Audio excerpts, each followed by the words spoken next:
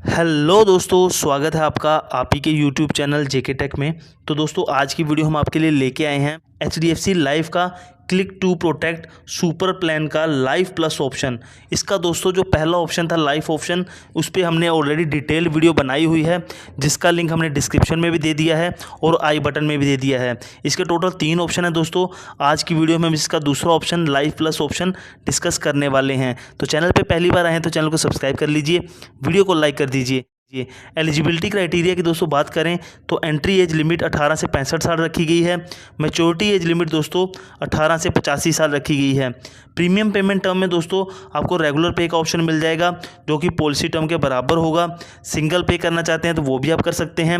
Limited premium payment term का option मिल जाएगा, जिसमें आप कम से कम 2 साल चुन सकते हैं और पॉलिसी टर्म से कम तक आपको चुनना होगा। इसमें दोस्तों बेनिफिट्स की अगर बात करें, जैसे कि ये एक टर्म प्लान है, तो टर्म प्लान के हिसाब से आपको जो डेथ बेनिफिट्स हैं वो आपके नॉमिनी को दे दिए जाएंगे। उसके साथ साथ दोस्तों आपको इसमें एक्सीडेंटल डेथ बेनिफिट्स भी मिल जाते हैं। इन केस दोस्तों अगर आपका एक्सीडेंट हो जाता है और एक्सीडेंट होने के 180 दिन के अंदर अंदर डेथ हो जाती है तो एक्सीडेंटल डेथ बेनिफिट्स भी मिल जाएंगे। टर्मिनल इलनेस बेनिफिट्स भी मिल जाते हैं दोस्तों, जिनकी कवरेज 80 साल तक दी गई है। इसमें दोस्तों क्या होता है कि अगर डॉक्टर सर्टिफाई कर दें कि जो आपकी डेथ है वो आने वाले 6 महीने के अंदर हो जाएगी, तो जो डेथ बेनिफिट्स हैं वो पहले दे दिए जाते हैं। इसमें दोस्तों अगर आप चाहें तो रिटर्न ऑफ प्रीमियम का ऑप्शन भी चुन सकते हैं, ये एक एडिशनल ऑप्शन है। अब दोस्तों हम आपको ऑप्शनल या फिर एडिशनल बेनिफिट्स बताएंगे। इन सभी के लिए आपको कुछ एक्स्ट्रा प्रीमियम नॉर्मल प्रीमियम के साथ देना होगा। अगर दोस्तों इसमें आप रिटर्न ऑफ प्रीमियम का ऑप्शन चाहते हैं, कहने का मतलब पॉलिसी टर्म खत्म होने पे या मैच्योरिटी पे अगर आप चाहें तो सारे के सारे प्रीमियम्स वापस भी ले सकते हैं। इसके लिए आपको नॉर्मल प्रीमियम के साथ कुछ एडिशनल प्रीमियम देना होगा। दूसरा आता है दोस्तों waiver of premium on critical illness.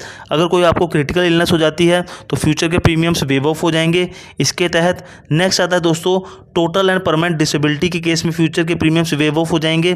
Next आता है दोस्तों, ये काफ़ी अच्छा है, अगर आप चाहें तो अपने स्पाउस को भी अंडर द कवर कर सकते हैं। अपने बेस सम एश्योर्ड के 50% तक का उनको भी बेस सम एश्योर्ड अलॉट कर दिया जाएगा। लेकिन स्पाउस की एज लिमिट रखी गई है 75 साल और दोनों के बीच का जो एज का डिफरेंस है वो 10 साल से ज़्यादा नहीं होना चाहिए। लाइफ स्टेज ऑप्शन दोस्तों, जैसे कि हमने आपको पहले पार्ट में भी बताया था, आप अपनी एज के 45 साल कंप्लीट होने तक ले सकते हैं। इसमें भी मैं आपको थोड़ा बता देता हूं।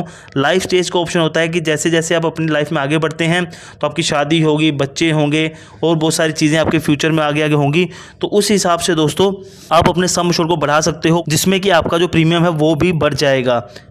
नेक्स्ट दोस्तों बात करें तो आप अपने डेथ बेनिफिट्स को इंस्टॉलमेंट में भी ले सकते हो। 5 से 15 साल के इंस्टॉलमेंट में सरेंडर करने की फैसिलिटी आपको दी गई है। अगर आप प्लान में रिटर्न ऑफ प्रीमियम का ऑप्शन लेते हैं तो आपको सरेंडर करने की फैसिलिटी बिल्कुल दी गई है।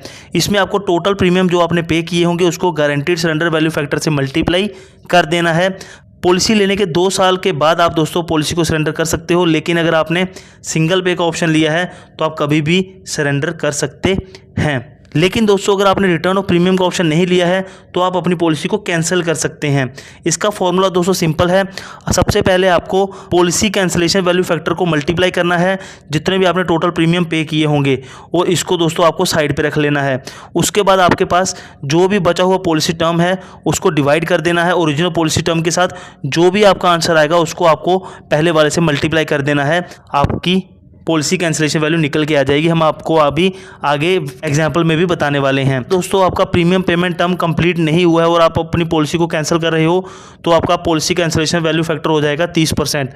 लेकिन अगर आपने प्रीमियम पेमेंट टर्म पे कर दिया है फुल्ली तो आपका पॉलिसी कैंसिलेशन वैल्यू फैक्टर बन जाएगा 50%। एग्जाम्पल के साथ समझ लेते हैं दोस्तों। मान लीजिए कोई मिस्टर ए हैं जिनकी एज है 30 साल, पॉलिसी टर्म लेते हैं 30 साल का और प्रीमियम पेमेंट टर्म भी वो चुनते हैं 30 साल का। बेस सम एश्योर्ड लेते हैं 1 करोड़ का, तो ईयरली प्रीमियम उनका बन जाएगा 17,520 रुपये का।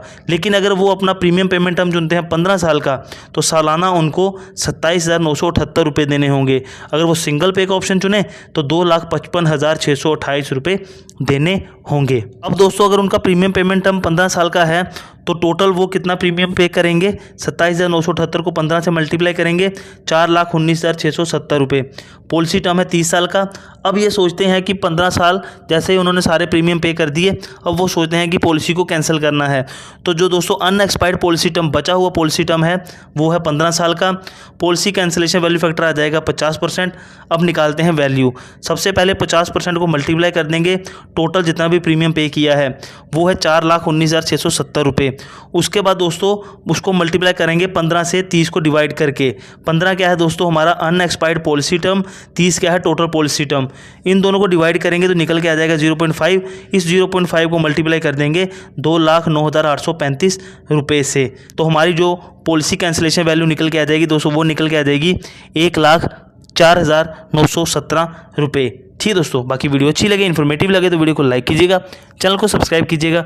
मिलते हैं दोस्तों नई वीडियो में, तब तक के लिए बाय बाय, टेक केयर।